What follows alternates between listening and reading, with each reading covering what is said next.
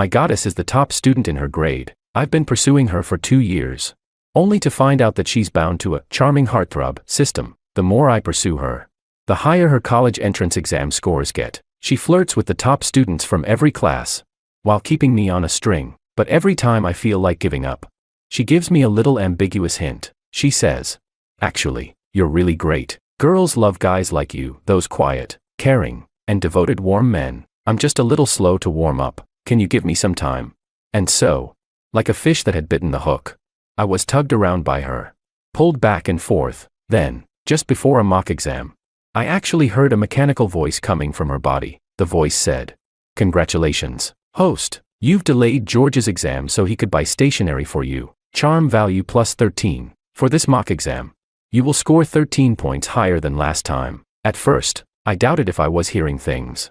But when the exam results came out, she actually scored 698 points. Exactly 13 points higher than her last score of 685. Chapter 1. Willow is my desk mate. Something I once dreamt of. She was a rebellious girl who turned her life around and is now the school beauty of School A. When Willow first entered the school in the first year, she was just a girl who spent her days on makeup and dressing up, and her grades were at the bottom, often causing her parents to be called in. But not long after, her grades started rising steadily. Like a high-performing stock, she climbed all the way to the top of the grade, and she has never come down since. In the past 2 years, she hasn't taken a single step back, becoming the goddess in the hearts of both teachers and students at School A. Back in our first year, Willow was my desk mate. Because of her outstanding looks and her impeccable style, she received many love letters, breakfast deliveries, and desserts from boys. She would always act cute and call me George brother, asking me to share some of her breakfast and desserts that she couldn't finish when her grades were poor. She would often cling to me after school, asking me to teach her how to solve problems. As time went on, I slowly started to like her. I always thought she was a girl who was both ambitious and cute, someone worthy of my affection. So when I heard a system notification coming from her, I didn't think much of it and even thought I might have imagined it. But when the results came out, with a 13-point improvement, I was stunned. Willow thought I was shocked by her results. She waved her hand in front of my face and proudly smiled, saying, "Aren't I amazing?" I gathered myself and tried to calm the turmoil in my heart, searching for words. "Willow, your grades are so good. Do you have any study secrets?" Hearing this, she lifted her chin, looking serious, and said, "Nope, I don't need any secret. It's all about hard work, step by step. If it were before, I might have agreed wholeheartedly, but now, I found it a bit laughable." I lowered my head, flipping through a textbook I hadn't properly looked at in a long time, my mind a mess. "Is that so? I almost forgot. When did I become the one who was no longer number one in the grade? I used to be the so-called genius in the eyes of my teachers and classmates. Now, when did I start to accept those blank test papers and single-digit scores, even taking them for granted?"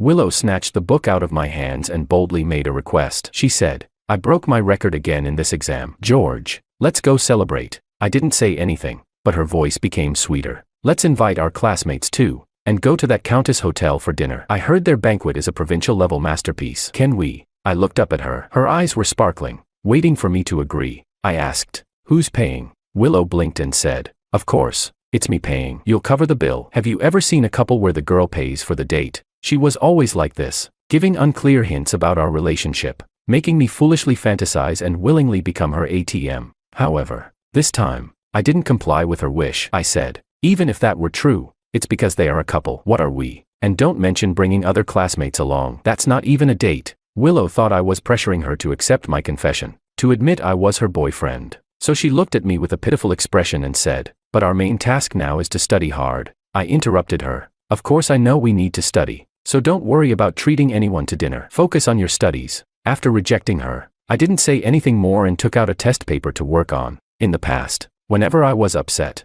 I would do a test paper. I never rejected studying, but I had pushed aside my studies for Willow, mostly because she was always so demanding, asking me to choose between studying and her. Choose between helping Willow pick a jewelry box for class or listening to the lecture. Choose between helping Willow level up and completing homework. Every time, I chose her. I heard the system notification from Willow. The system said, "Host, detected that George refused to treat classmates to dinner at a 5-star hotel for you. We regret to inform you that your charm value has decreased by 15. In the next exam, you will drop 15 points." Chapter 2. Willow panicked. She kept pestering me, blocking me from doing my work. She acted all cute and said, but I've already told my girlfriends that if I break my record this time, I'll treat them to a meal at the Countess Hotel. George, if you don't come, how am I supposed to explain it to them? In front of other teachers and students, Willow always played the cold, unattainable beauty. Only with me, she would act this spoiled and playful. Every time Willow acted this way, I couldn't help but soften.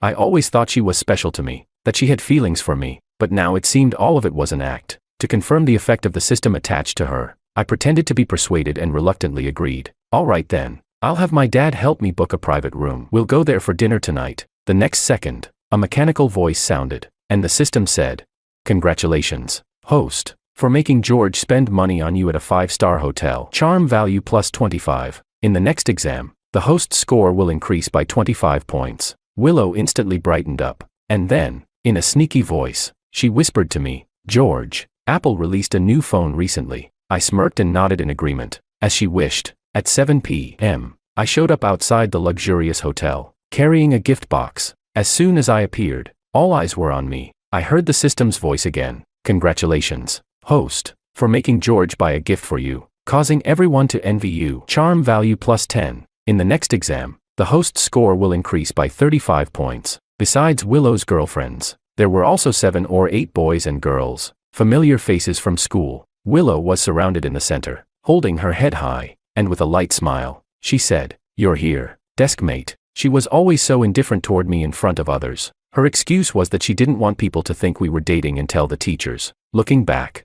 it was clear she never liked me. She just needed my admiration and effort to elevate her to her goddess pedestal. She was never a goddess. It was my affection that gilded her. I took them to the private room we had reserved and sat next to Willow, but once I moved further away, I couldn't hear her system notifications. A guy, pretending not to understand, asked me why I was sitting next to a girl. Wasn't that a bit too forward? His words implied that I was harassing Willow and clinging to her. I recognized him. Makoto from the experimental class, a poor student who lived on just 5 yuan a day, 3 of which were spent on buying Willow breakfast. Yet Willow always looked down on him, and in the end, all that food ended up in my stomach. I was about to tell him to mind his own business, but Willow spoke up. "George is my deskmate. It's perfectly normal for him to sit next to me." Makoto smiled and tried to probe the nature of Willow and my relationship. He asked, "Really, just deskmates?" Willow replied, "What? Don't tarnish our pure deskmate relationship." She then hooked her arm around the girl next to her and joked, "My relationship with George is even purer than mine with Anna." As soon as she said that, a few of the guys subtly smirked. Makoto took a big gulp of his drink and gleefully said, "Simp,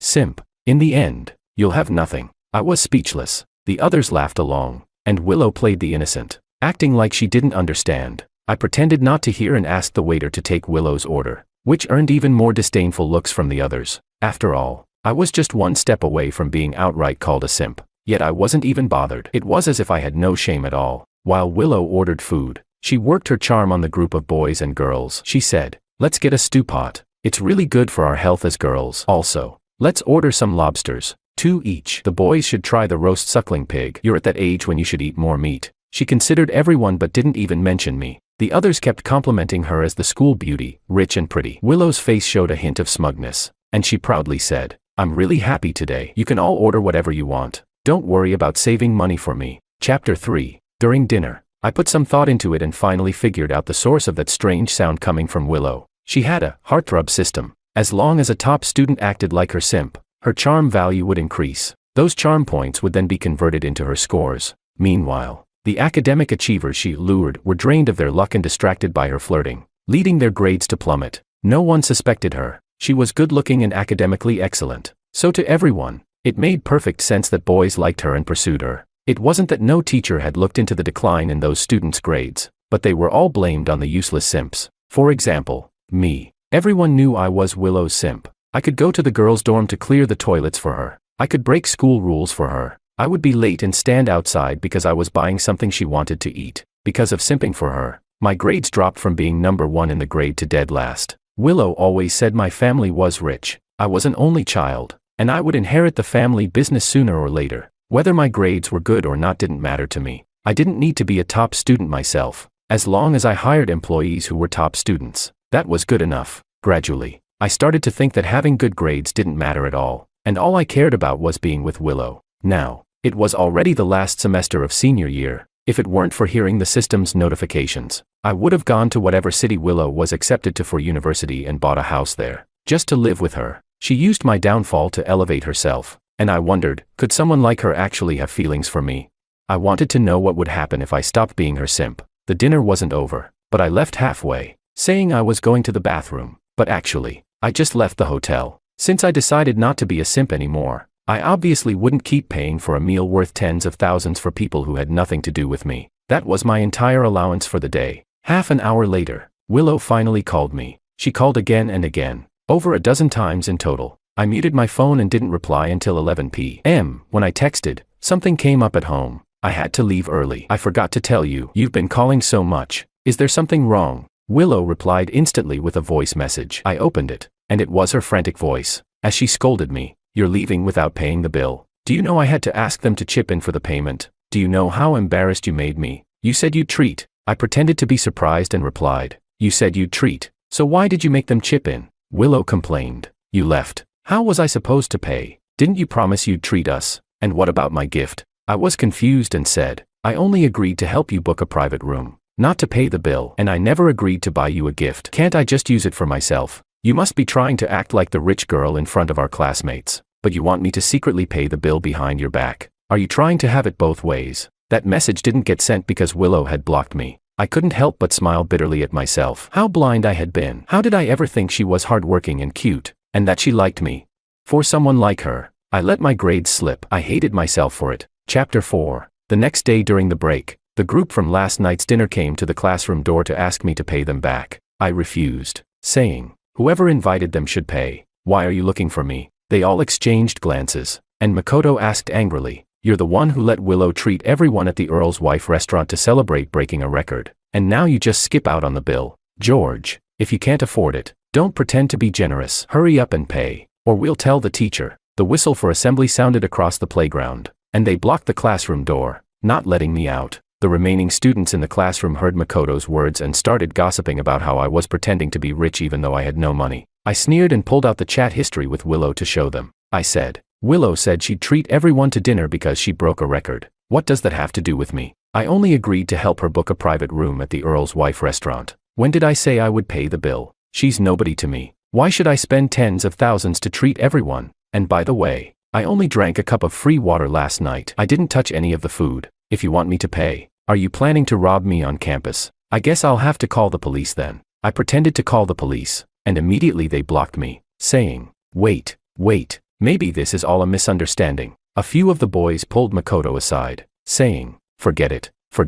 Let's go ask Willow. This really isn't his problem. But Makoto refused, gritting his teeth and saying, how is it not his problem? He pretended to be generous to please Willow, and now he wants us to pay. I leaned against the classroom door frame, crossing my arms and sneering at him. How did you even manage to get into the top 20 in the grade if you can't even understand simple logic? When I liked Willow, spending a little money to make her happy was my way of passing the time. Now that I don't like her anymore, why should I spend money on her? Do you think I should do it just because you have the nerve to ask? Makoto, angry and embarrassed, retorted, look at yourself. You can't even score 300, and you still have the nerve to talk down to me. I smiled. From now on, you'd better work harder, or you might not even be able to beat me. Makoto laughed mockingly, then turned to the top students nearby and said, did you hear that? George says he's going to beat me. I think he's lost it, trying to chase Willow but failing, and now his mental state is all messed up. The supervising dean, a middle-aged man with a beer belly, walked by the classroom. He saw that we weren't at the track and noticed that only the top students from each class were gathered here, with me being the only slacker. Naturally, he took out his frustration on me and shouted, George, what are you doing hiding in here? Go run 20 laps on the track. The dean, over 40, had a booming voice that drew strange looks from students passing by. I replied slowly, sir, they're blocking the classroom door and trying to rob my pocket money. They won't let me go run. Makoto protested. He owes us money and refuses to pay. We're just asking him to pay up. The others couldn't stop Makoto, so they tried to explain to the dean that it was all a misunderstanding and that I didn't owe them money. I ignored them and told the dean, sir, why don't you just call the police? Let them come and clear this up so that Makoto doesn't keep fantasizing that I owe him money, distracting me from my studies. The dean obviously wasn't going to call the police. After hearing my words, he snorted and said, your studies, don't make me laugh. Makoto seized the opportunity to get sarcastic, adding, teacher, you don't know, He warned me to be careful, or he might surpass me. The dean, hearing this, burst out laughing. You surpass Makoto. All you ever think about is early romance. You never focus on your studies. If you actually surpass Makoto, I'll let you be the dean instead of me. My eyes lit up, and I asked, really, sir? The dean replied, as long as you can do it. Chapter 5. George, the famous simp at a school, had stopped pursuing Willow and started focusing on his studies. Everyone mocked him, and no teacher expected any improvement from him. After all, this wasn't the first time something like this had happened. Every time I discovered that Willow had developed a closer relationship with another guy, I would start studying hard to show her that I was no longer interested in her. But whenever Willow would pout at me, say something with ambiguous hints, or give me a glimmer of hope, I would drop everything again and start chasing after her. So, the teachers and classmates who had hoped for my comeback were all left disappointed. This time, Willow and I had a week-long Cold War. I didn't apologize to her, and she refused to speak to me out of spite. In the weekend's midterm exam, Willow scored 648 points. Compared to her previous score, she had dropped a full 50 points. From first in the grade, she had fallen to 10th. The whole school was in an uproar. When the results came out, Willow was called in by the homeroom teacher, the dean, and the principal 3 times to talk. When she came back, she was looking drained and cast a gloomy glance at me. I ignored her and continued organizing my notes. But soon after, the homeroom teacher called me out. In the office, the homeroom teacher, dean, and principal were all seated on one side of the table, looking like they were conducting a serious interrogation. I stood straight in front of them, eyes lowered to look at the tips of my shoes. The 3 exchanged a few glances, and the dean, in a sorrowful tone, said, George, it's one thing if you're not studying, but at least don't affect the learning of others. I looked directly at the dean and asked, Sir, could you clarify who I've affected? The dean didn't answer directly. Instead, he pointed out my shortcomings. I heard you recently got a new phone. Is it the latest model from Apple? Don't you look like a student anymore? I remained calm and replied, the school rules say we can't use phones during class, but they don't say we can't bring them or buy new ones. Right. The dean got angry and scolded. A phone is just for making calls or browsing the internet. Why do you need to buy such an expensive phone to show off at school? No wonder you're affecting your deskmates' learning. I asked, did Willow say I affected her learning? My patience was running out, so I bluntly said, she's the one who keeps asking me to help her play games and level up. She either bothers me during class or disturbs me while I'm doing homework. Who is affecting whom here? The homeroom teacher couldn't hold back anymore and interjected. That's nonsense. George, it's not that I'm being harsh, but you've completely lost your sense of self-respect. All you do is chase after Willow. Yes, you came into this school as the top student, but what happened after that? Don't use your studies as an excuse to shift the blame onto other students. I took a deep breath, trying to calm the mix of anger and humiliation inside me, and replied openly, I admit I've done many wrong things before, but now I realize my mistakes. I won't interact with Willow anymore. I will focus on my studies from now on. The principal hesitated, glancing at the dean. The dean understood and started to speak gently to me. We're not saying you can't interact with Willow. People say that girls are sensitive and meticulous. You've been chasing after Willow for so long. Now you just walk away like that. How can a girl handle that? The more I listened, the colder my heart became. I had a faint feeling of what was coming, but I didn't want to believe it. I asked, so, what are you trying to say, sir? The dean hesitated but finally said, after the college entrance exams, I won't interfere with you. Before the exams, try to interact with Willow as you did before. Don't let it affect her studies. I was shocked. Are you all insane? I couldn't believe what I was hearing. Are you encouraging us to have an early relationship? The homeroom teacher scowled, saying, nonsense. The principal looked at the homeroom teacher, sighed in disagreement, and then kindly said to me, the school certainly doesn't allow early relationships. It's just that you and Willow have been so close before. Now that the college entrance exams are coming up, you suddenly cut ties with her. Doesn't that seem like abandoning her? George, we're asking you to endure a little. Keep a good relationship with Willow like you used to, so that you don't ruin her future. Is that all right? I asked. And what about my future? The principal froze for a moment, then said softly, if you truly want to study, no one will stop you. I fell silent. The principal asked, so, have you thought it through? I raised my chin proudly, sneered, and said, Willow's future is none of my business. The principal's expression darkened instantly. Chapter 6. Back in the classroom, I continued to organize my mistakes, and Willow handed me a blue couple's pen. I didn't take it. She smiled gently at me and said, George, you've been working so hard lately. I noticed your pen is almost out, so I got you this one. If it weren't for accidentally hearing the system's voice earlier, I might have been moved by her innocent girl-next-door act. I took the pen, ran my fingers over the cheap plastic casing, and guessed it was bought from the small shop near the school gate. It probably cost no more than 3 yuan. I asked her, "What's the meaning of this?" Willow shook the pink pen in her hand, which was the other half of the pair, and said, "It's a set." I scribbled a few lines on the paper and said, "The ink's too faint, it's not smooth, and the pen casing digs into your hand. It's just a pretty vase that's useless." I threw the pen back at her and said,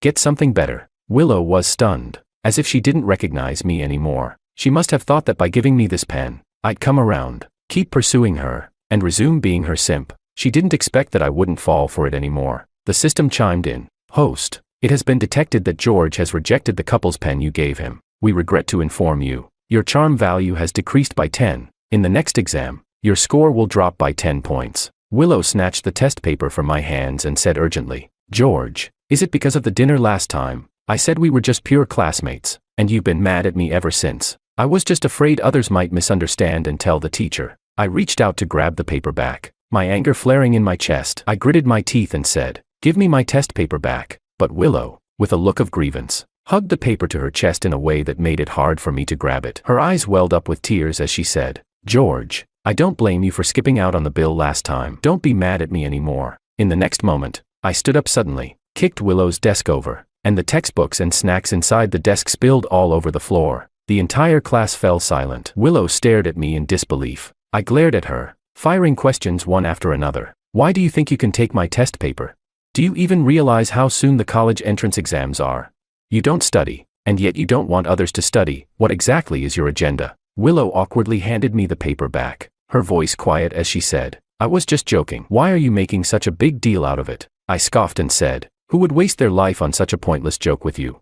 By the way, with your background, you couldn't even book a room at the Countess's restaurant. If you wanted to treat me, you could have asked me to book a room for you, and I would have asked my dad to help you. But no, you blame me for not paying for the tens of thousands in meal costs and tell everyone I skipped out on the bill. Willow, we have nothing to do with each other. Stop bothering me for no reason." I sat down and resumed looking at the test paper, adding coldly, "And don't come to me with anything again." Chapter 7. During the class meeting, the homeroom teacher moved my seat to the back near the trash can. Not only that, but she also said during the meeting, "Some students don't focus on their studies and have their minds full of thoughts about romance. Once they use sweet words to win someone over, they then abandon them, causing their grades to drop. Such trash should be with the trash." The homeroom teacher almost called me out by name, and all the eyes in the class shifted toward me. I didn't lift my head and kept writing in my notebook, ignoring them. Seeing I didn't react, the homeroom teacher sneered and said, "Such thick skin. Let's see how long you can keep up this act." In some ways, my skin really was thick.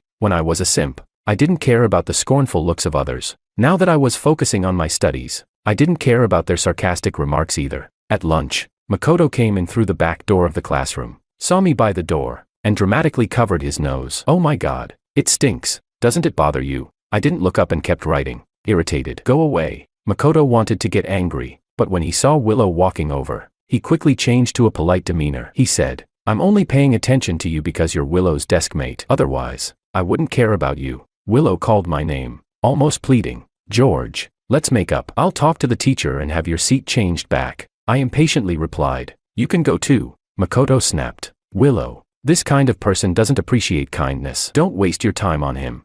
Come on, I'll take you to the cafeteria." As soon as Makoto spoke, I heard the familiar system notification. "Detected that George rejected your attempt at reconciliation. We regret to inform you, your charm value has decreased by 10. In the next exam, your score will drop by 10 points. Congratulations. Host, Makoto invited you to join him at the cafeteria. Your charm value has increased by 5. I looked up at Makoto and warned him, "Are you sure you want to eat with Willow? Don't you worry about wasting time and letting me surpass you." Makoto sneered, "Only you would let something like this affect your studies. I'm different from you." I lowered my head and ignored him. Respect. Blessings. When the housekeeper called me, I went to the school gate to pick up my pre-made meal and headed to the cafeteria. The cafeteria was crowded, and I was looking for an empty seat. Willow spotted me and waved, "George, over here." Without hesitation, I walked over and sat down, eating on my own. The food made by the housekeeper was much tastier than what the cafeteria offered, colorful, aromatic, and flavorful. In the past, I would have shared most of my food with Willow, leaving myself hungry, but now, I ate heartily, completely ignoring the looks from Willow and Makoto. Makoto laughed and said, "You kindly saved a seat for someone. but they just eat by themselves. Willow, don't waste your kindness on people like him. He's not worth it. I took a big spoonful of crab roe, savoring it with a satisfied squint, then said to Makoto, did your family run the cafeteria? Where I sit has nothing to do with you. Makoto said, I just can't stand how you're treating Willow like this. I responded, how I treat her has nothing to do with you. Makoto retorted, a student, speaking so rudely. No wonder Willow doesn't like you. I shot back, whether I'm rude or not, it's none of your business. Makoto slammed his chopsticks down, glaring at me with hostility. He snapped, you can only talk big. Let's see how well you do in the next exam. I responded, what I get in my exams is none of your business. Makoto was speechless. Chapter 8. In the end-of-month exam, I improved from over 1000th place to 200th. My dad specially hired a student from Tsinghua and another from Peking University to tutor me one-on-one. The two of them broke down the high school material and fed it to me piece by piece every day. Fortunately, I had a good head on my shoulders and was willing to put in the effort. After the results came out, my dad doubled the tutors' salaries. Willow dropped from 20th place to over 30th. It wasn't much of a decline, mostly because of Makoto. She could still get charm value from him, but the amount he could provide her was limited. Why exactly? I wasn't sure. Makoto, having his fortune stolen, dropped by more than 30 places as well. He and Willow were both called to the office by the class advisors from 2 different classes. Makoto didn't feel ashamed about it. In fact, he was proud that he and Willow were summoned to the office together for a chat. I couldn't help but admire him. He loved to bash simps, but in reality, he was the biggest simp of all. I had figured out the origin of Willow's grades. The charmer system she had would give her the answers corresponding to her charm value during exams. All Willow had to do was copy them down. This meant that deep down, she was still that naive girl, the spiritual little sister, from the start. When the grades were announced, the homeroom teacher's attitude toward me worsened. She called me the class's termite and ordered me to take my desk and chair outside to listen to the lesson. I refused to go, so she stopped teaching. The classmates tried to persuade her, but she was stubborn and refused to listen. She was determined to save face at my expense. After a half-period standoff, the class monitor suggested, George, why don't you just sit by the door? You won't disturb the class that way. I replied, why should I? I retorted sharply, word by word, addressing the homeroom teacher, are you sure you don't want to teach? The homeroom teacher hated me immensely. She said, a garbage like you, who ruined the provincial champion's future, should count yourself lucky just to be allowed to listen outside. I nodded, all right, if you don't want to teach, then don't. I grabbed my phone and left the classroom. The homeroom teacher smiled smugly, lecturing the class not to follow my example and fall into decay. She hadn't even finished the class when officials from the Education Bureau arrived at the school. I stood outside the classroom, watching the homeroom teacher suddenly flustered in front of so many leaders. She hurried out of the classroom, nodding and bowing as she asked, what's going on? Leaders. One of the leaders pointed at me and said, Teacher Song, are you out of your mind? No matter how angry you are, how could you not let the student attend class? The homeroom teacher quickly apologized. Leaders. This student has always been naughty and not focused on his studies. I was just trying to give him a little warning. I smiled and said,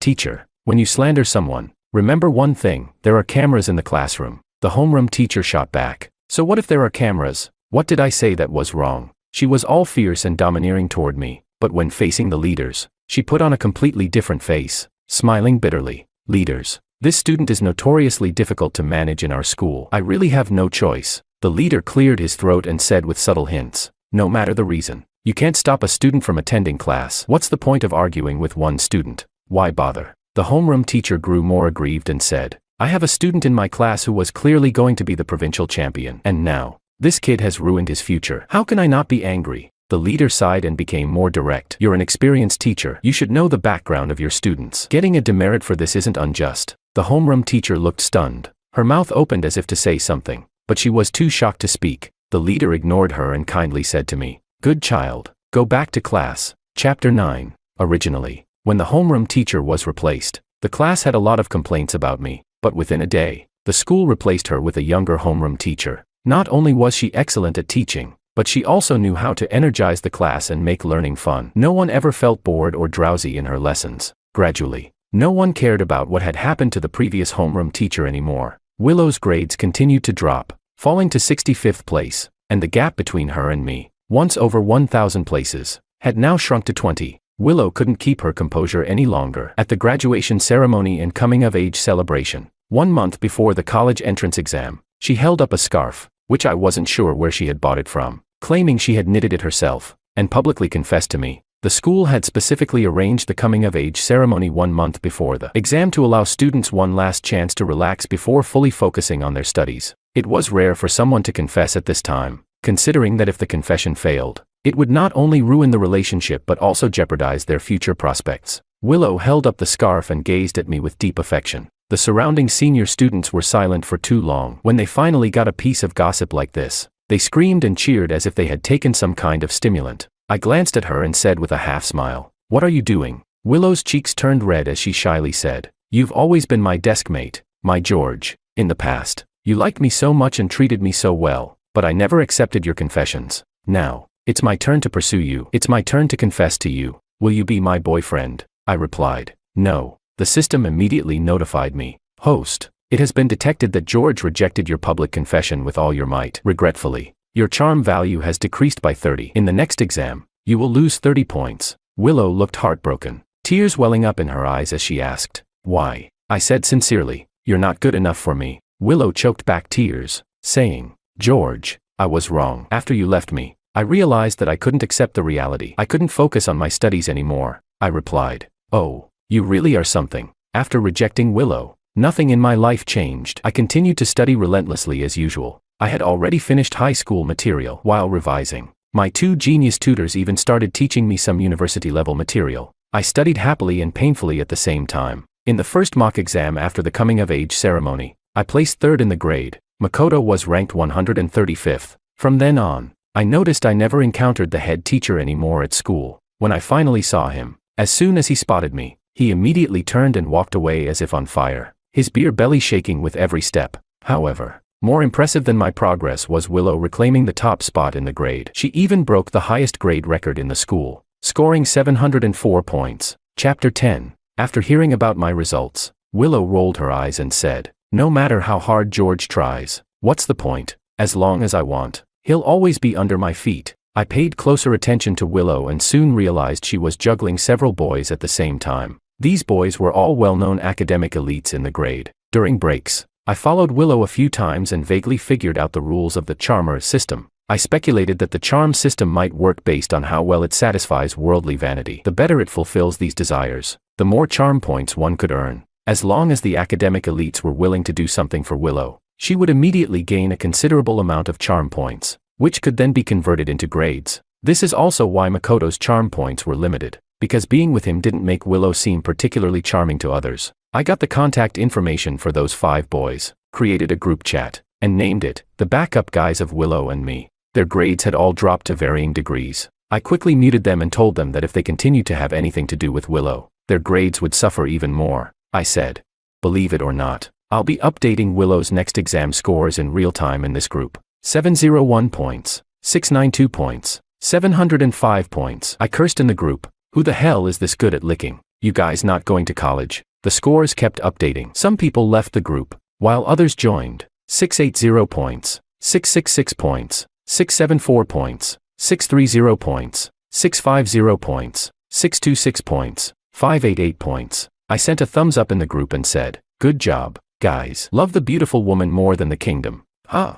Eventually, the scores in the group stabilized at 523 points. As everyone waited, Willow's score for this exam indeed dropped to 523 points. From being first in the grade to outside the top 100, I unmuted them. Facts speak louder than words. The group fell into silence. After a long pause, someone sent a message saying, "Time to be a real man." After that, they left the group. Once someone started, messages like, "Time to be a real man," kept popping up, followed by people leaving the group. Willow's score dropped from 523 to 436, then 368. Word spread, and no one bothered with her anymore. Chapter 11. After the college entrance exams, Willow came to find me and tore off her mask. She bit her lip and said, "Did you already know about the system? Why did you do all those things that hurt others but don't benefit you? Now that I don't have the system, you're feeling better." I nodded seriously, amused, and said, "Without the system, how many points could you score? 400? 300? Probably not even 200, right?" Willow was so angry that she stomped her feet, wishing she could strangle me. However, just as the spiritual little sister was charging at me, I tripped her with my foot, causing her to fall to the ground. She lay there, crying and throwing a tantrum, accusing me of bullying her. A few male classmates gathered around and, After giving Willow a contemptuous look, said, "George, we'll vouch for you. She wasn't paying attention while walking and tripped herself. She deserved it." Someone else added. "Strange, looking at her now. She's not even that pretty. I used to think she was my goddess." After that, the group of us started heading out to eat, casually chatting and complaining about the college entrance exam results. Someone asked, "Which school are you guys aiming for?" Someone else replied, "I want to go to C University. I heard their cafeteria is amazing." Another person said, "But D University has more beautiful girls. I think I'll go to D University." "Are you guys picking schools based on that? Don't you care about the majors?" Someone else answered, "Well, whatever major you choose, you'll regret it later anyway." When the results came out, my score was 717, 4 points higher than my predicted 713, and I became the most unexpected provincial champion in the school. On graduation day, the new class teacher's face was about to split from smiling. She held my hand and kept praising me. "I never expected this. I really didn't expect it. We got a provincial champion out of nowhere. Ha ha ha ha. Ha ha ha. Thanks to Teacher Song. Thanks to the Education Bureau." Before the TV interview, the principal specially brewed me a pot of Westlake Longjing tea with his treasured leaves. He had a big grin on his face, so overly friendly that it made me a bit uncomfortable. He said, "George, at first, the school was a bit too aggressive, but our intentions were always for your good. I never expected you to be so diligent and bring honor to the school, the teachers, and to me. The school has prepared a generous scholarship for you and is even planning to create an exclusive Glory Corridor for you on campus, right at the front." The principal rubbed his hands together and said, "We hope you'll speak highly of the school's support when you're in front of the media." How does that sound? I nodded honestly and said, "Of course, I will express my gratitude for the school's support." During the interview, I made sure to mention the school and the principal. I said, "I'd like to thank the school for encouraging me to fall in love early before the exams, all in the name of improving my grades. I also want to thank my former class teacher for making me listen to lessons outside the classroom, letting me enjoy the spacious corridor." I shifted my gaze to the pale-faced principal and smiled graciously. I said, "I am who I am today, thanks to my alma mater." Since my batch, a school had completely declined, and the city's top school spot was taken over by the equally ranked experimental school. As for Willow, she never showed her face again. I heard she scored just over 200 points, but who knows which school she'd get into. Who cares, anyway? My mother's fiancé was George, a powerful figure in the elite circles of the wealthy. They met when they had nothing, struggling together through countless hardships. Yet, just when they were about to finally unite in marriage, my mother and I were sold to a foreign land. To protect me, she was blinded, her spine shattered. By the time she died, there wasn't a single inch of unscathed flesh left on her body. When George arrived, he was only in time to save the terrified, trembling version of me. I handed him one of my mother's severed fingers. On it, stained with blood, was the engagement ring he had personally placed on her hand. I watched as he ripped off the Buddhist prayer beads from his wrist. That moment, he fell into darkness, completely consumed by vengeance. Chapter 1. When those people came after us, my mother used the last of her strength to hide me in a foul-smelling garbage pile. The last thing she ever said to me was, "David, stay hidden. Don't make a sound. No matter what happens. Don't come out. Wait for your father to save you." After speaking, she blindly reached out and held me, cupping my face as she placed a firm, desperate kiss on my forehead. Her eyes were nothing but two hollow, bleeding holes. Every bone in her body had been broken. She could no longer take me and run. I did as she told me, covering my mouth tightly, not daring to make a sound. Her screams echoed in my ears, each one more heart-wrenching than the last. I was trembling all over, my tears streaming endlessly, yet I didn't dare let a single sob escape. In the end, her voice failed her, and the blows finally stopped. Through the narrow gaps of my hiding place, I saw her body, bloodied, mangled, still struggling to move across the ground. Her broken fingers fumbled desperately, searching. Finally, it seemed like she found what she was looking for. With the last ounce of her strength, she slipped the ring back onto her severed finger. The next moment, I watched as those people stepped toward her again, knives in hand. One by one, they severed her fingers. They laughed, cruel, inhuman laughter. I didn't cry. I only opened my eyes wider, burning their faces into my memory, one by one. Chapter 2. I didn't listen to my mother. After those people set her body on fire and left, I crawled out from the garbage pile. Just before dawn, I found the only remaining piece of her, one severed finger. On it was a ring, soaked in blood. I recognized that ring. Every time my mother showed it to me, she would smile so sweetly. She used to say, "This was the first thing your father bought for me with his hard-earned money. It was cheap, but it's my most precious treasure." Later, my father became wealthy, so wealthy that he could buy her endless jewelry and precious stones. but the only ring she ever wore was that simple silver band. Even in death, with her last breath, she had been desperately searching for it. So, I had to deliver this ring into my father's hands. I pressed my mother's severed finger against my chest, hiding it close to my heart, then crawled back into the garbage pile. When George finally dug me out, I was covered in filth, reeking of decay. My face was so dirty it was unrecognizable. Yet, his bloodshot eyes locked onto me, and he pulled me into his arms, holding me so tightly I could barely breathe. David. His voice trembled as he called my name. Daddy is taking you home. I didn't cry. I simply reached into my pocket, took out my mother's severed finger, and handed it to him.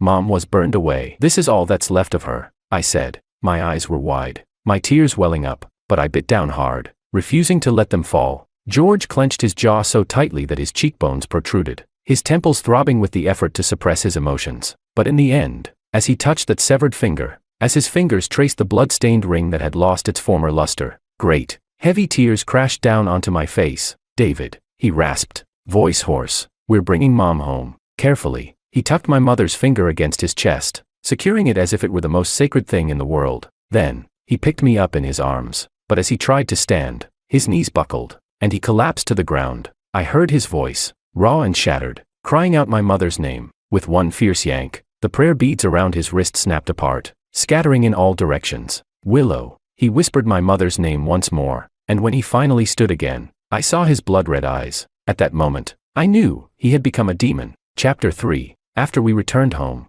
George never let me leave his sight. I had witnessed my mother being beaten to death with my own eyes. I was so traumatized that I stopped speaking entirely. George built a cenotaph for her, but after the burial, he never visited it again. The severed finger, however, he kept, preserved carefully, always carried close to him. Even after my mother's death, women still fought over the position of George's wife. My maternal grandfather sent my aunt over. She was my mother's half-sister. The moment she saw me, she broke down in tears, holding me so tightly she wouldn't let go. She cried, "Poor David. So young, and already without a mother. What will he do now?" My grandfather added, "A true aunt is better than an outsider coming in and mistreating David." My aunt shyly tightened her hold on me, then stole a glance at George. The admiration in her eyes was impossible to hide. She said, "Brother-in-law, I just feel sorry for David and for my sister. I only want to take care of him in her place." I turned to look at George as well. He sat on the sofa, expression cold and indifferent, as if nothing in the world could stir his emotions. His fingers idly played with the new string of prayer beads on his wrist. For a long time, he said nothing. Then, finally, he nodded. "Then stay and take care of David." When my mother's best friend, Alicia, found out that George had allowed my aunt to stay, she stormed into the house, furious. She accused him of being heartless. "Willow's body isn't even cold yet, and you're already bringing in someone new, even if she's David's aunt. Willow never had much contact with them when she was alive. How sincere could she possibly be? I don't trust her. If you insist on marrying someone else, then I'll take David with me." George stood behind his desk, tall and composed. The loose sleeves of his crisp shirt revealed his slender wrist, adorned with a string of prayer beads. His fingers played with the beads as he lifted his gaze to Alicia. The faint light from the window slanted in, casting dappled shadows across his sharp features. For a moment, Alicia seemed lost, her breath hitching as she stared at him. George spoke, his voice calm and unwavering. "If you're truly worried about David, then why not stay and take care of him yourself?" Alicia stammered. Her words caught in her throat, but her face turned bright red. The anger that had been burning in her moments ago seemed to vanish in an instant. She muttered, Then I'll stay for a few days, at least until David settles in." And so, Alicia stayed too. That night, I overheard the servants whispering. My aunt was furious, so much so that she locked herself in her room and spent the entire night smashing things. Chapter 4. I didn't like my aunt. When my mother was struggling to get by, my grandfather's family never even looked our way. It was only after my father was reclaimed by the Wong family that they shamelessly came knocking at our door.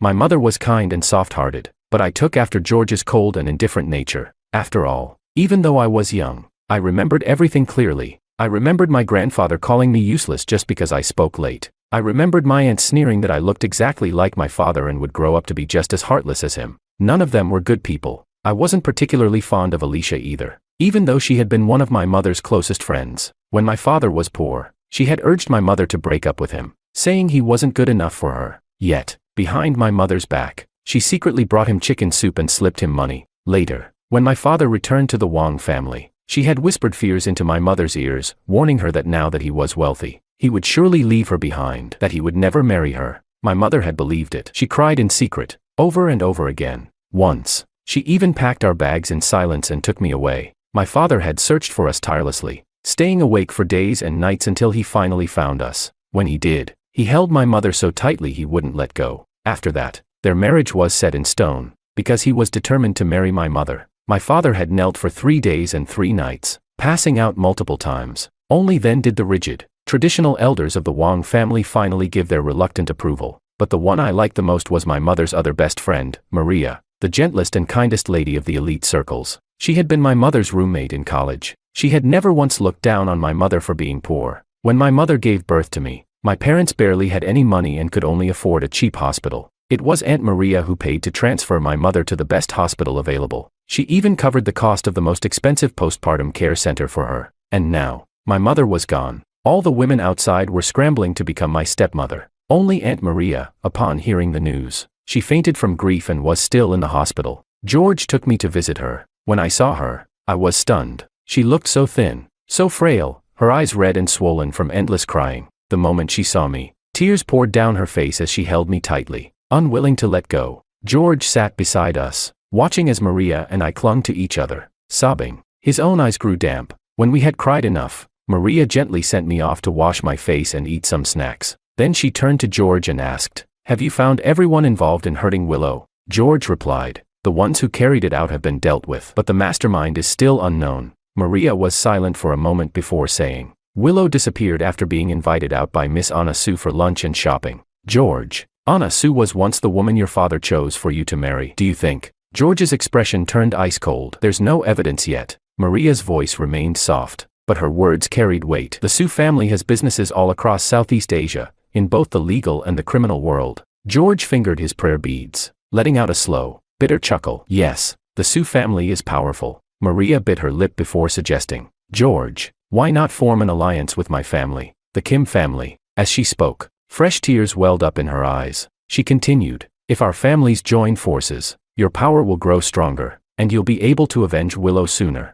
Once you've avenged her, we can divorce. My only wish will have been fulfilled." Her words were filled with devotion, spoken with absolute sincerity. Even as I stood outside the door, I was deeply moved, and when I looked at George, I saw that he, too, was wavering. He murmured, "But Maria, this would be too unfair to you." Chapter 5. Maria replied softly, "I have known Willow for nearly 10 years. We were not sisters by blood, but we were closer than family. The way she died, so horribly." Her voice choked up, unable to continue. She looked at George and said, "If I cannot do something for her, I will never be at peace for the rest of my life." Faced with those clear, sincere eyes, untainted, filled with pure kindness, it seemed impossible for anyone to refuse her. I, too, thought he would agree. After all, he had only just returned to the Wang family. His position was unstable. Though he had endless wealth, he had neither power nor influence. If he married Maria, the beloved daughter of the prestigious Kim family, everything would change overnight. His standing within the Wang family would become unshakable. But George refused. He stood up. From my place behind the door, I could only see his slender back. I couldn't see his expression. Maria's cheeks turned a faint shade of red. George's voice was calm, distant. "This is unnecessary and unfair to you, to say the least. If I were to marry someone else, even in death, I would have no face to see Willow again." George.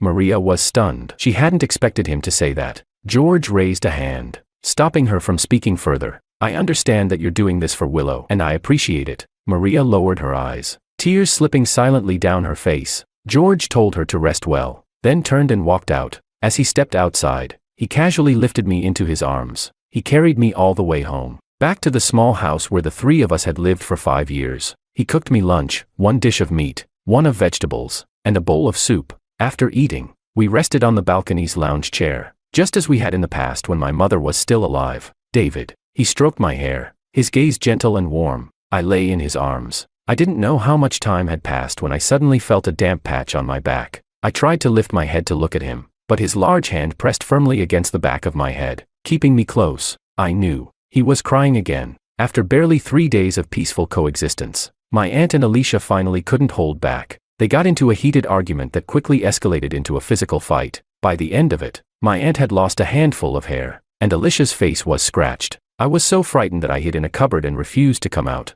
George was furious. Both my aunt and Alicia were thrown out. After all, they were here to take care of me, yet they had only worsened my condition. Even my grandfather didn't dare protest. Alicia, knowing she was in the wrong, stayed quiet for a while. 3 months after my mother's death, the elders of the Wang family began pressuring George to remarry and have children. They said, "Getting married isn't just about you, it's for your older brother, and for the entire Wang family. The more children, the better. You should have at least 3 sons, and David must be adopted into your brother's lineage. Your poor elder brother, his health is fragile, and he refuses to marry because he doesn't want to ruin some young girl's future. But as elders, we cannot allow our family line to end. The Su family has graciously overlooked your past and David's existence. They're still willing to have Anna marry you. Pick a date and finalize the engagement." Back then, George had knelt for 3 days and 3 nights just to marry my mother. The Wang family had a sickly eldest son. They had feared that this long-lost younger son might also be weak or sickly, so they had grudgingly agreed to the marriage. But now that my mother was dead, Anna was unwilling to give up. She wanted to marry into the Wang family, wanted to become my stepmother. A distant memory stirred in my mind. Anna had always been a spoiled little princess. She had met my mother through Maria, acting as though she wanted to befriend her. My mother had a soft heart and was easily swayed. She had no sense of self-preservation and gradually became close to Anna, going out with her often. One night, Anna finally lost patience and revealed her true intentions. At first, she had tried to persuade my mother to leave George willingly, but when my mother refused, she turned vicious. "Willow, don't be stupid. Don't force me to use other means. I'm warning you. Nobody's like you are disposable. I could crush 10 of you with a single slap. If you don't break up with George, I'll have you sold overseas. I'm telling you now, the traffickers over there are brutal. They won't just kill you, they'll strip you of everything, even your organs." I vaguely remembered Anna's face that night, her snarling, arrogant expression. But my mother, she hadn't been afraid at all. She had just smiled, foolishly, softly, as if she hadn't heard a single threat. Chapter 6. For some reason, I had always thought Anna was just another foolish, spoiled rich girl. She acted tough, but deep down, she seemed weak. I remembered one time when my mother took me out to play.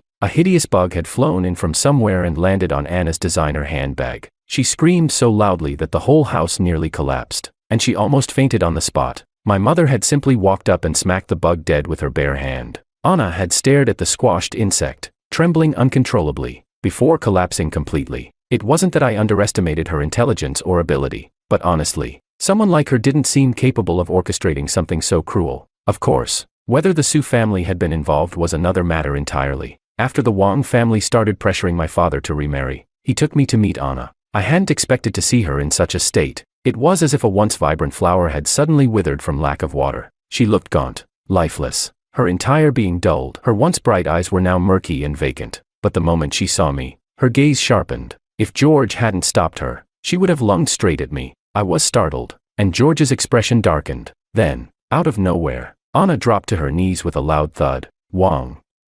Mr. Wang." She grabbed onto my father's pant leg, refusing to let go. George hadn't even had the chance to step back before Anna's face twisted, and she burst into tears. She sobbed. "Willow visits me every night the moment I fall asleep. She's there. She keeps blaming me, saying I was the one who had her sold overseas. She resents me. She haunts me every night. For 3 months, I haven't had a single good night's sleep. I keep begging her, but nothing works." Finally, she relented, on one condition. I had to swear to protect David. She told me that David and you are surrounded by dangerous people, and she's terrified. She said my family is the only one she knows with connections to the underworld, and she warned me, if I fail to keep David safe, if he so much as loses a single strand of hair, she'll come for me. Anna collapsed onto the floor, wailing. I swore, over and over again, and only then did she finally leave me alone. "Mr. Wang, I'm begging you, I can't take it anymore." I stared at Anna, utterly speechless. George also watched her in silence. Then, he asked, "So, this marriage arrangement, was it your idea?" Anna nodded immediately. "Yes." I threw a tantrum until my father agreed. George's next question was quiet but sharp. "Anna, do you love me?" Anna's head shook so violently it was almost comical. She waved her hands frantically, as if she were facing a terrifying beast. "I don't love you, George. I wouldn't dare. I swear I wouldn't dare." George ran his fingers over his prayer beads, then spoke calmly. "Marriage is impossible, but you may move into the Wang household as my fiancé, to take care of David." Anna's face lit up. Then, George added, "For only 1 year." He didn't look at Anna when he said it. Instead, his gaze fell on me. Then, he reached out and ruffled my hair, his voice steady. "David, trust me, you only need to wait for 1 year. 6 months after my mother's death, rumors of George and Anna's engagement began to circulate. That same night, Maria Kim spent the entire evening at my mother's grave. Her family searched for her frantically, worried sick. When they asked George, he went to the cemetery and found her. By then, she had collapsed from exhaustion, unconscious in his arms. When she woke up, her eyes were full of tears as she looked at George. "You know the Sue family is the prime suspect," she whispered. "Yet you're still going to marry Anna Sue. Where's that honor you always spoke of? Won't you regret this when you see Willow again in the afterlife?" George's gaze was indifferent. "The Sue family is powerful. It's a temporary measure." Maria's voice trembled. "I told you, I can help you," George said. "Maria, it's not just about gaining power. I simply can't stand watching Anna continue living like a pampered princess. I can't stand seeing her enjoy her luxurious life, untouched by consequences. She wants to marry me so badly, then I'll grant her wish. Tell me, what could be more satisfying than keeping her by my side, day and night, making her suffer?" Maria's tense expression gradually softened. "So, this is revenge?" she asked. George nodded. "Yes, George." Maria couldn't hold back any longer. She reached out and gently grasped his hand. "You're truly suffering too much," she murmured. "Having to play along with someone as ridiculous as Anna, it's beneath you." For the first time, George didn't pull his hand away. Instead, he simply said, "What choice do I have? Right now, I am still under someone's thumb." Maria gazed at him, and for the first time, the pain in her eyes was overwhelming. Chapter 7. As the anniversary of my mother's death approached, George finally took full control of the Wong family, stepping into the very center of the elite world. With the Sue family backing him, and the Sue family's deep ties to the underworld, his hands could no longer be considered clean. Those around him grew increasingly cautious, not daring to make a single misstep. Even I, as his son, sometimes found myself afraid when I looked at his expressionless face, when a single indifferent sentence from him could decide the fate of multiple lives. The George who had once loved my mother with such warmth, the gentle and peaceful man I had known, he was gone. Completely. A week before my mother's death anniversary, George's new company overseas was set to launch. He decided to take Anna and me with him to Country F. The night before our departure, he called Maria. "The show is about to begin, Marita," he said. "Would you like to come with us?" On the other end of the line, Maria laughed freely. "Of course, George," she replied. "I'll go with you." Somewhere in the past 6 months, Maria had become Marita when he spoke to her, and in the business world, Maria had poured her heart and soul into his endeavors, scheming and strategizing on his behalf. Sometimes, when I sat alone in a daze, I wondered, if I had to have a stepmother, my mother would probably have chosen Maria. She seemed flawless, so perfect that not a single fault could be found in her. Even George, over this past year, had gradually opened his heart to her, hadn't he?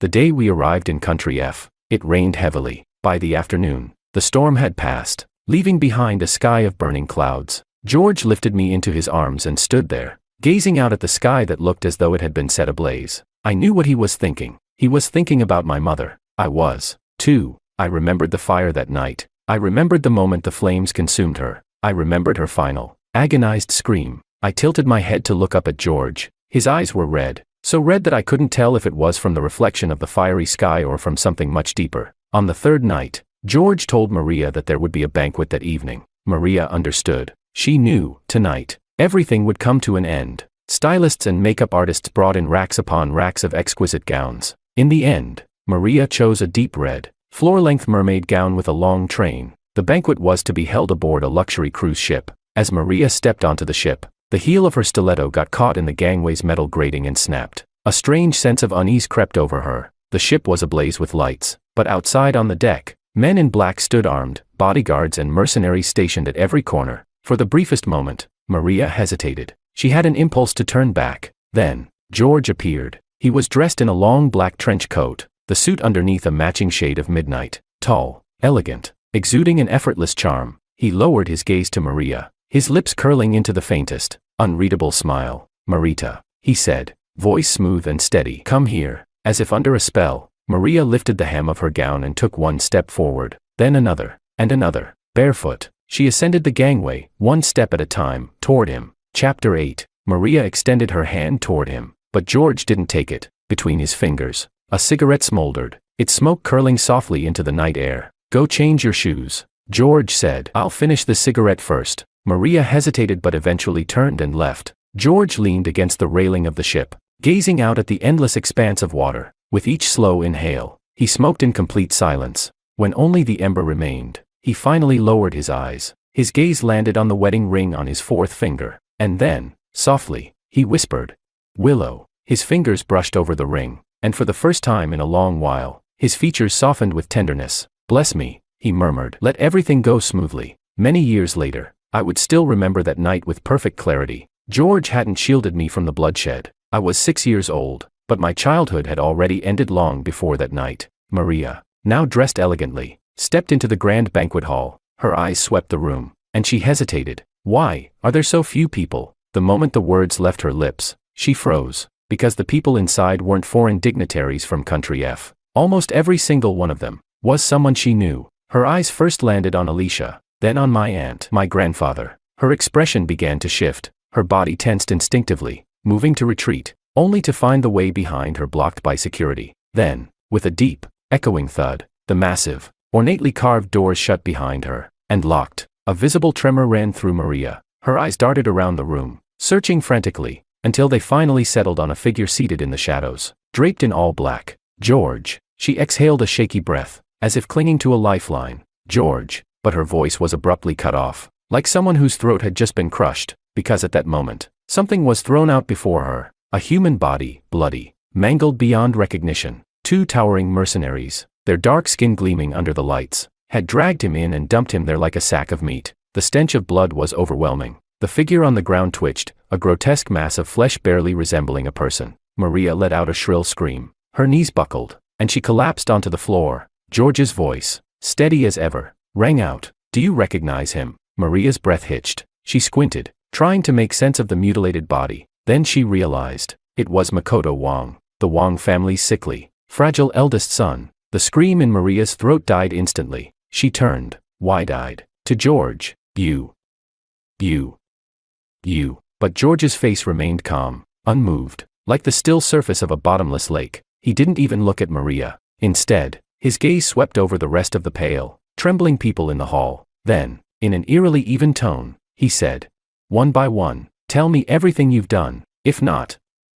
His eyes flickered toward the broken, barely breathing corpse at Maria's feet. "His fate will be yours." The words had barely settled before my aunt scrambled to her feet, legs shaking so hard they barely held her up. She blurted out, voice trembling, "Brother-in-law, if I confess everything, you won't kill me, right?" George didn't respond. He only turned the ring on his finger and said coolly, "You should already know whether what you've done deserves death or not." Panic surged in her eyes. "Brother-in-law, I'll tell you everything, I swear. I was the one who convinced father not to give Willow any money, to abandon her. I was the one who framed her for stealing from me, making father beat her. When you two were dating, I was the one who reported it to the school, almost getting her expelled. When Willow gave birth to David, while she was still in recovery, I tried to sneak into your room, but the maid caught me before I could do anything. When she died, I wanted to marry you under the excuse of taking care of David, but I swear I had nothing to do with her death. You know this, right? My father and I, we didn't have the power to reach Country F." George gave a slow nod. That's true. He knew that Willow's death had nothing to do with Lisa. He also knew that, despite all of Lisa's petty, disgusting schemes, they weren't enough to warrant death, but he could no longer control himself. His jaw clenched as he spat out. "You may not deserve to die, but that tongue of yours is truly revolting, brother-in-law." George shut his eyes. Lisa screamed, "David, please, save your aunt." As she was dragged away, her eyes locked onto mine, filled with utter despair. I closed my eyes too. Then, silence. I thought to myself, at least she would never be able to run her mouth again. Chapter 9. Alicia's face was as pale as toilet paper, but still, she gritted her teeth and stood up. She said, "After you and Willow started dating, she introduced you to me. The moment I saw you, I fell for you, but you never even looked at me properly. I was obsessed with breaking you and Willow up. I thought that if you separated, I'd have a chance. So I kept telling Willow that you were too poor, that you were just an orphan who had been trafficked, that you weren't good enough for her, but she never listened. Instead, she felt even more sorry for you. She treated you even better. Then the Wong family found you and brought you back. Your entire status changed overnight, and I was the one who kept scaring Willow. I told her that now that you were rich, there were plenty of beautiful women who would chase after you, that you would definitely leave her soon.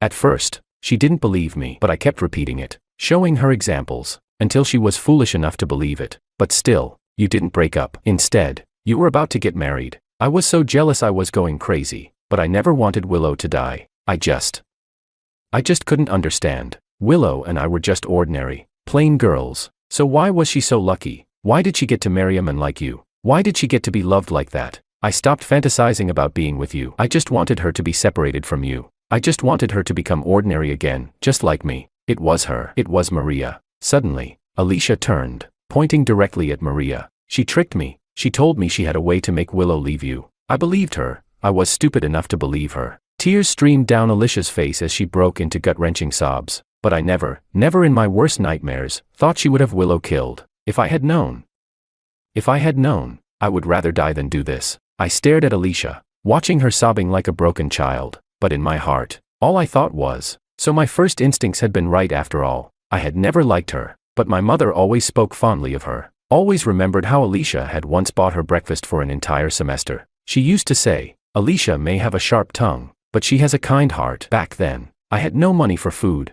I nearly starved. It was Alicia who helped me through it, but my mother didn't know. People change. People always change. Alicia was dragged away. My grandfather, watching it all, was so terrified that he lost control of himself. He had been a middle-aged adulterer who abandoned his wife and daughter. He wasn't exactly the worst of the worst, just a small man who had a little money and indulged in pleasure as he pleased. My grandmother had been driven to her grave because of him. My mother suffered endlessly in her youth because of him. And yet, the moment her body had gone cold, he had eagerly pushed his beloved younger daughter forward, wanting her to become my stepmother. I hated him. But now, looking at his trembling, aging figure, his hair fully grayed, his face twisted in fear, I felt something I couldn't name. A deep, wordless sadness, a hollow sense of loss. If my mother were still alive, she, soft-hearted and kind as she was, probably wouldn't have even hated him. Chapter 10. The hall grew emptier and emptier. Eventually, the remaining people were strangers to me. It was my father who told me that every last one of them had once tormented my mother. By the end,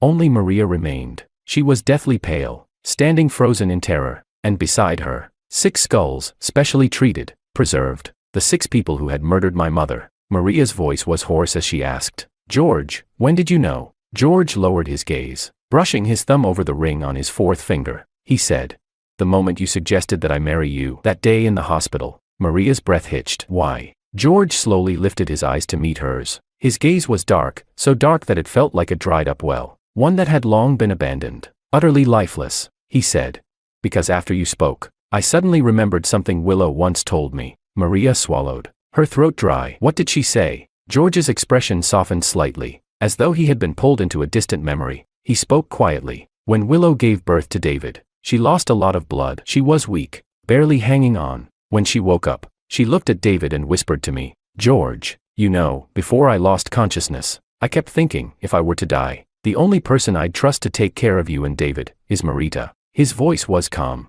measured. You remember, don't you, Maria? You walked in just as she said that. Maria's face turned an unnatural shade of white. That's it, she asked. That's what made you think I was guilty. You pinned everything on me just because of that. She let out a sharp, unsteady laugh, her voice shaking. George, where's your proof? Do you have evidence? Do you have any real proof that I was the one who orchestrated all of this? George let out a low chuckle. You're very smart, Maria. You covered your tracks well, made sure to keep yourself clean. You led me to suspect Anna first, because the Sue family has ties to the underworld, because they have business in multiple countries. It made them the most obvious suspects, and in the beginning, I did suspect her. After all, Anna did once tell Willow she'd have her sold overseas, but I quickly realized that Anna wasn't the mastermind. Maria clenched her fists. How? How can you be so sure? With the Sue family's power, they could have erased every trace of their involvement. George's voice remained steady. If the Sue family had truly done it, they wouldn't have still insisted on marrying their daughter into my family. Maria, do you really think Anna's father, an experienced, shrewd man who has weathered countless storms, would ever push his own daughter into the arms of a man whose wife his family had murdered? His footsteps were slow as he approached her. When he reached her, he raised his foot and pressed it down on Maria's trembling fingers. You thought leaving yourself 2 scapegoats would be enough to keep you safe. You thought Makoto and Anna would take the fall for you, shielding you forever. His voice was quiet, but it carried a weight that made the air suffocating. The moment I saw you sneaking out of Makoto's villa in disguise that night, I already knew what had happened. Makoto adored you, worshipped you, but he also knew he could never truly have you, never give you the life you wanted. So he let himself be used by you, willingly becoming your puppet. He spent his last breath trying to protect you, taking all the blame onto himself. But Maria, you are cold, ruthless, poisonous. You never deserved that kind of loyalty. You destroyed him. George lifted his foot and kicked Maria's shoulder, sending her crashing backward. His voice turned ice cold. Every ounce of suffering Willow endured, I will return to you 100-fold,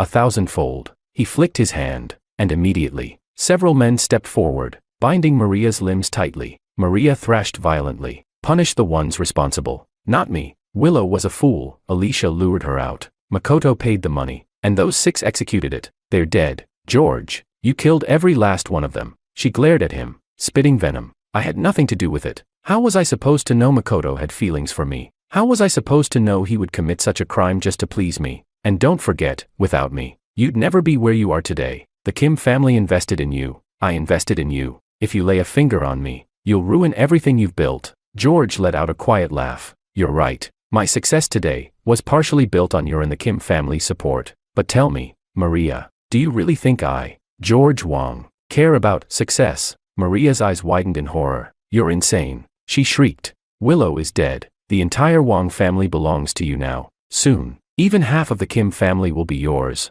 You have the power to rule everything, to control everything. And you're going to throw it all away for a corpse. Is it worth it? George's voice was calm, unwavering. For a woman like you, of course not. But for Willow, his lips curled into a faint, bitter smile. For Willow, I would walk through fire and knives, die 1,000 deaths, and I would still do it willingly. Chapter 11. That night on the deep-sea cruise ship, Maria's screams echoed throughout most of the night. It is said that each of her 10 fingers was severed one by one. Her bones were broken inch by inch. Someone used a very small, sharp knife to slice the flesh off her body piece by piece. Her eyes were the last to be gouged out, so she could watch her body being grotesquely disfigured. In the end, she was burned alive in a raging fire. Her charred corpse was thrown into the open sea. After all this, George abandoned the mess and took me back to the country. As for how much effort the Su family had to put into cleaning everything up, that was none of our concern. Before coming, my father had negotiated with the Su family. As long as they handled the aftermath cleanly, he would make peace with them once and for all.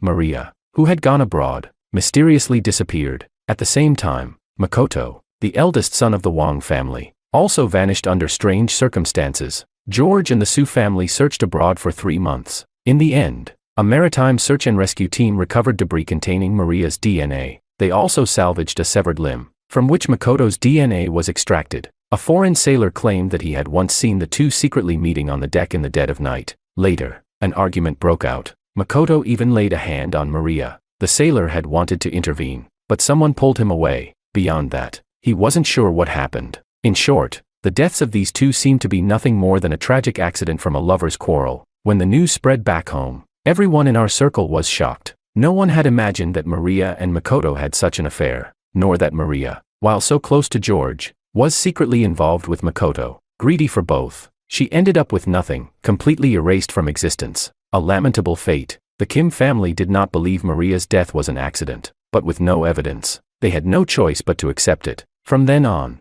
the Kim family began a long streak of misfortune. Within just 5 years, they, once a prominent name in wealthy circles, vanished without a trace. Rumors said that the younger generation of the Kim family was utterly incompetent. It was only a matter of time before their remaining fortune was squandered. I heard that Anna had fully recovered from her illness. She never dreamed of my mother again. My father divorced her. She happily returned to the Su family. Over the past year, perhaps out of a vow to my mother's ghost to take good care of me, she had truly devoted herself. In doing so, she seemed to have developed genuine affection. Every few days, she would come back to see me, but only when my father was not home. If they happened to run into each other, she would flee faster than a rabbit. On the first anniversary of my mother's death, I noticed my father's left hand wrapped in thick gauze. Later, when the gauze was removed, his ring finger was missing. The wound was so neat, it could not have been accidental. He took me to my mother's grave once. There were signs that the grave had been disturbed. I immediately understood. My father must have buried the only remaining severed finger that had once belonged to both him and my mother. When I turned 18,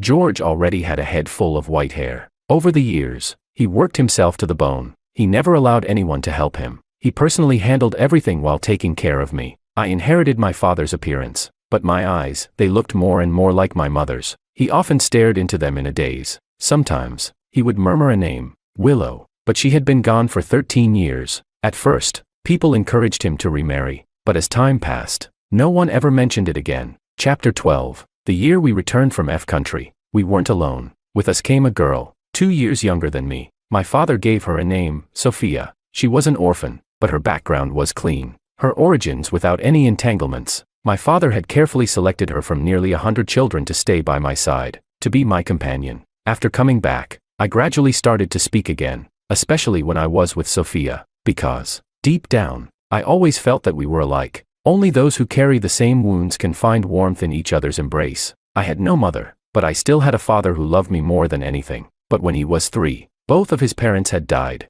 We loved lying on the rooftop, whispering to each other, sharing a pain only we could understand. We couldn't tell anyone else, but we could tell each other. In the blink of an eye, over 10 years passed. I turned 20. Sophia was 18. My father had raised her well, so well. I liked her very much. When I graduated from university at 22, I slowly started taking over the company's affairs. Later, when Sophia finished school and could help me, George finally let go. Then, as I handled several difficult business matters on my own, my father completely handed everything over. In my spare time, I studied antique restoration. Oh, I almost forgot, back then, both my mother and Maria had studied this, but my mother always had the upper hand. However slightly, their mentor once said, Willow's heart is calmer, her hand steadier. Maria is always just a little lacking. She should follow Willow more and learn from her. Perhaps this was one of the reasons Maria had my mother's fingers severed. One by one, when I entrusted the company's finances to Sophia, Anna came running to me countless times. She even tried to persuade me with heartfelt concern. David, how can you let a woman manage your money? What if you ever need to go to court and can't access your own funds? Sophia is just your father's adopted daughter. Even if she were your real sister, don't families still fight to the death over inheritances? You mustn't be careless. Your father and mother only had one son, you. You can't just let the Wong family's fortune fall into someone else's hands. Anna and I have a good relationship now. Hearing her say this, I acted spoiled and teased her. But Anna, you're still here. If Sophia ever has any bad intentions, you can sell her off to another country too. At that, Anna frowned even more, sighing. I was born a pampered young lady who never had to lift a finger. I never planned to take over any family business. Never wanted to worry about anything. I was just going to spend money recklessly my whole life. So why is it that now, in middle age, my burdens are heavier than ever? Her exaggerated frustration made me laugh. I joked, Anna, don't you think being a powerful, unstoppable villainess sounds pretty cool? She seriously considered it, as if a little tempted. Then, she reached out and stroked my hair for a long time. Suddenly, her eyes turned red.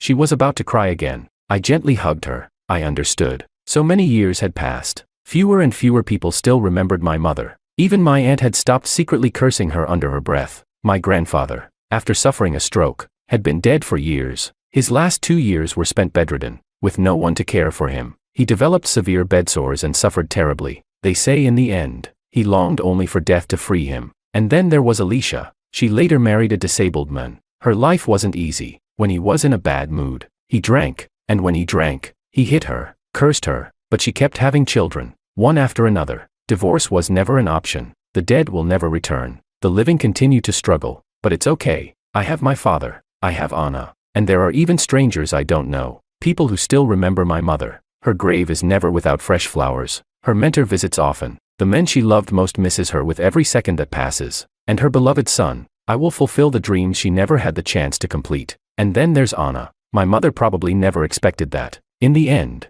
the one person who would always remember her, always think of her, would be Anna, the one who would protect me in her place. Chapter 13. A year after I graduated, my father arranged a wedding for me and Sophia. When we knelt before him to offer our respects, he smiled, so gently, so deeply, yet there was a quiet sense of release in his expression. At that moment, an ominous feeling gripped my heart. After the wedding, I refused to leave his side, staying close to him at all times. But on the anniversary of my mother's death, he still left. Perhaps he feared my grief, feared that his own heart would soften and waver. So he did not allow me to be there for his final moments. He only left me a letter. The letter read, David, forgive me. Your mother is too lonely on her own. I must go be with her. When I die, cremate me, burn me to ashes, and take me to the place where your mother passed away. Scatter my ashes there. I'm going to find her. I'm going to find my Willow. David, your father is happy. In this moment, I am happier than I have been in the past 18 years. So let me go. Will you, David, will you send me off yourself? Clutching the letter, I collapsed to the ground, sobbing uncontrollably. Sophia did not say a word. She simply stayed beside me, quietly, just like she always had. She was my shadow, my constant companion, my safe harbor. She was the one who made me feel at peace. I took my father's ashes to the place where my mother had died. The landfill no longer looked the same, no longer filthy, no longer chaotic. Still, I found my way back to where it all had happened. With trembling hands, I scattered his ashes, letting them drift into the wind. Sophia held my hand the entire time, never letting go. That night, I had a beautiful dream. In my dream, my father was young and handsome again, his hair still jet black. My mother was radiant, soft and warm, her smile as sweet as ever. They were holding my hands as I stumbled forward, just learning to walk. I tripped and fell, then ran toward them again. My father lifted me high, placing me on his shoulders. My mother was laughing. She kept laughing, and when my father looked at her, his eyes were filled with nothing but love. In my dream, I must have been crying, because when I woke up, my pillow was soaked through. Beside me, Sophia whispered softly, "David, I will stay with you forever." Chapter 14. In the 3rd year of our marriage, Sophia became pregnant. When the time came for her to give birth, Anna arrived at the hospital with nearly 100 bodyguards,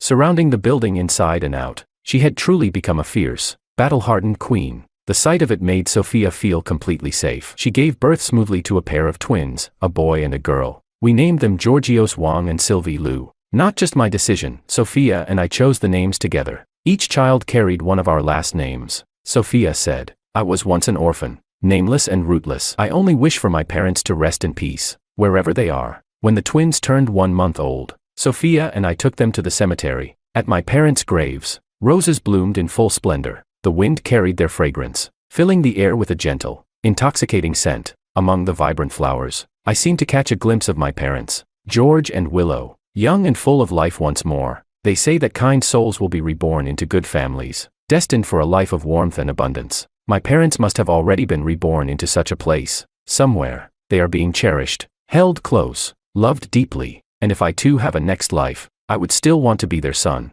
If there truly is a next life, then in that lifetime, the 3 of us will never be apart again.